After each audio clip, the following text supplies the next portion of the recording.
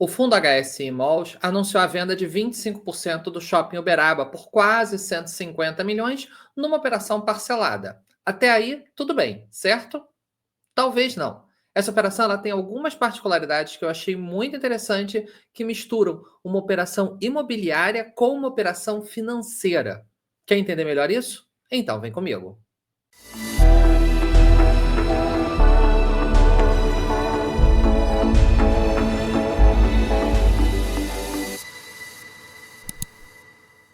Alô pessoal, sejam todos muito bem-vindos a mais um vídeo do canal Clique Invest. E hoje a gente vai falar então do HSI Malls, o HSML 11, um fundo imobiliário já conhecido de muitos e que anunciou um fato relevante vendendo 25% da sua participação no shopping Uberaba, numa operação de aproximadamente 146 milhões de reais. E ele comunicou que vai usar esse valor para investir no próprio shopping, mas dentro de uma estrutura que envolve opções de compra e venda, onde ele pode, no final, acabar recomprando essa participação. Nesse vídeo, a gente vai explicar um pouquinho do fundo, um pouquinho do shopping e vamos dissecar essa operação nos seus vários pedaços. Então, primeiro vamos falar do fundo em si. O HSI Malls, ele tem pouco mais de 5 anos de operação em bolsa. Ele é um fundo de shopping hoje com um patrimônio líquido de mais de 2 bilhões e 200 milhões de reais, o que coloca ele como o quarto maior fundo de shopping do IFIX. Hoje ele tem participação em 7 shoppings em 5 estados diferentes, nas regiões Sudeste, Nordeste e inclusive Norte do país. E ele tem uma estratégia tanto de geração de renda quanto ganho de capital. Como ele é um fundo de gestão ativa, ele pode fazer essas compras e vendas sempre buscando o melhor preço. E um desses shoppings é o Shopping Uberaba, que, como o próprio nome diz, está localizado na cidade de Uberaba, Minas Gerais. Esse shopping ele foi inaugurado em 1999 e é um dos maiores shoppings do estado, com uma área bruta locável de mais de 31 mil metros quadrados e hoje possui 188 lojas.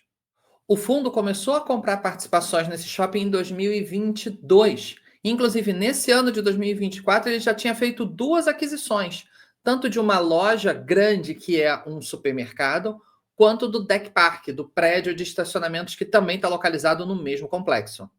Desde que o fundo se tornou sócio desse shopping, ele já trouxe vários benefícios, várias melhorias, várias sugestões de melhoria nos aluguéis cobrados, como também de redução de despesas. Isso fez com que o shopping ficasse muito mais lucrativo e tivesse um destaque bem importante no portfólio geral do fundo. Então vamos começar pelo básico. O HSML vendeu 25% do Shopping Uberaba por um valor de pouco mais de 146 milhões de reais. Isso dá um cap rate da operação de 8%. Para quem ainda não está familiarizado com esses jargões do mercado, o cap rate nada mais é do que a divisão entre a receita operacional gerada por aquele ativo pelo seu valor de venda ou compra. Então, quando a gente divide o NOI, que é a receita operacional líquida dessa fatia do shopping, pelo valor da compra, a gente tem ali uma relação de 8% de ganho anual que o fundo teria ou que o comprador terá com essa operação. Essa venda vai ser parcelada com 35% no momento da assinatura da escritura, 3 parcelas semestrais, então daqui a 6 meses, 12 meses e 18 meses, cada uma ali de quase 12% do valor total, e a quitação de 30% daqui a 45 meses, quase 4 anos. Todos os valores são corrigidos pela inflação medida pelo IPCA para que não tenha uma perda de valor da operação. Agora, o mais interessante é como o fundo vai usar esse recurso. O principal objetivo é financiar a primeira fase da expansão do próprio shopping, que tem uma estimativa de retorno de cerca de 15% ao ano. Ou seja, para cada R$ 1 que o fundo não vai receber mais de aluguel dessa área que ele está vendendo, ele está recebendo praticamente R$ 2 dessa área nova quando ela estiver operacional. Além disso, parte desse recurso vai ser usado para reduzir a alavancagem do fundo. Não que ele seja um fundo super alavancado, mas ele vai conseguir abater o saldo devedor desses CRIs, então ainda vai reduzir o custo de juros que o fundo tem mensalmente. E por último, essa venda em si tem um ganho de capital. O fundo está vendendo essa área por um preço maior do que ele comprou. Esse lucro é de mais de 40 milhões de reais, que ao longo de todo o período vai gerar uma distribuição para os cotistas de R$ 2,05 de ganho extra.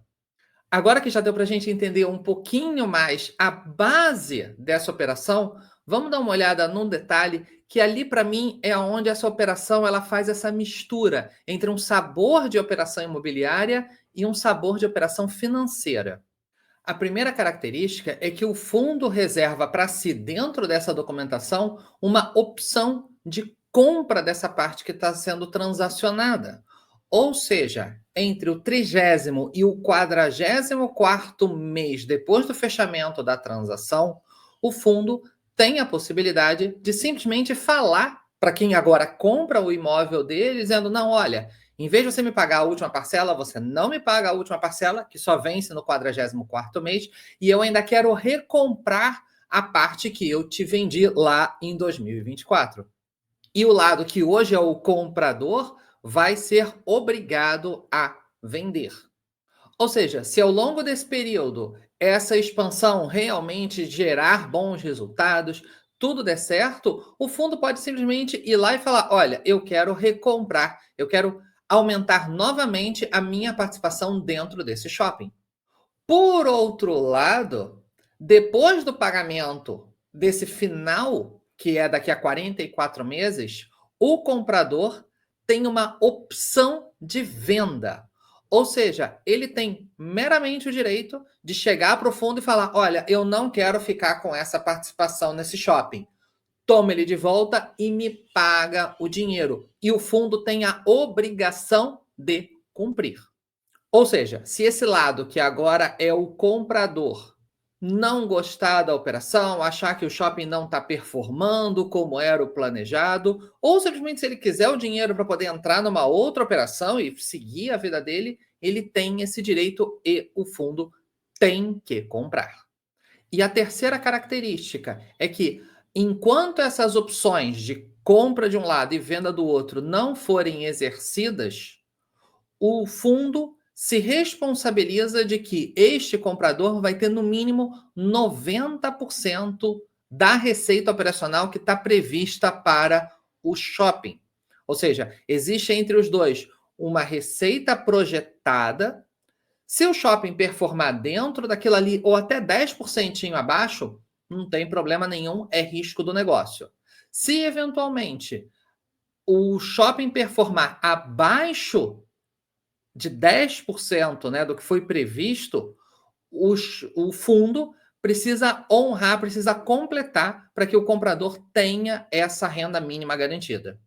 Por isso é que eu disse que essa operação tem um pouquinho de um gostinho financeiro, já que ao longo de todo esse tempo da transação, que essa relação comercial se mantém, o fundo se compromete que este comprador vai ter uma receita mínima garantida, quase como se fosse um juros. Se a operação do shopping der certo, ótimo, o fundo não precisa pagar nada. Se começar a ter problema, o fundo vai ter que botar dinheiro na mesa.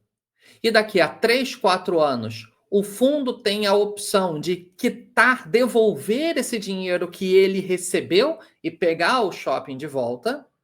Ou, daqui a 3, 4 anos, esse comprador barra financiador da operação tem o direito de falar: olha, eu não quero ficar com o shopping, a minha transação era financeira, leva o shopping e me dá o dinheiro.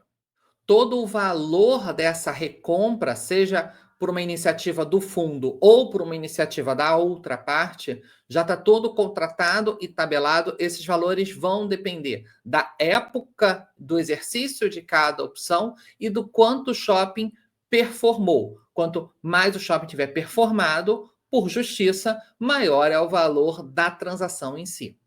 Então, para os cotistas do fundo, há uma série de benefícios, tanto de curto quanto de médio prazo. A gente tem redução da alavancagem, uma operação que, se der certo, aumenta a distribuição orgânica do fundo e mais a distribuição por ganho de capital ao longo desses próximos semestres.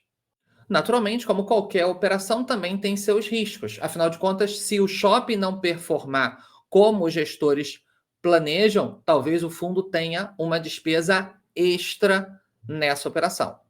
Esse tipo de operação é um exemplo assim fascinante de como os fundos imobiliários atuam ao mesmo tempo dentro do mercado imobiliário, mas também com um pezinho no mercado financeiro. Essa operação não é uma mera venda de uma participação, não, é toda uma estrutura para que o fundo tenha liquidez para fazer os seus investimentos e tudo dando certo, no final ele ainda recompra aquela participação que ele entregou inicialmente. Muito interessante ver essas operações, digamos, customizadas, essas operações personalizadas. Porque a gente talvez nunca mais vai ver uma operação exatamente igual a essa. Assim como já tivemos operações parecidas, mas cada uma é única, modelando ali os interesses tanto do fundo quanto da contraparte, porque cada um tem seu interesse, cada um quer buscar ganhar dinheiro do seu jeito e às vezes os dois podem acabar ganhando.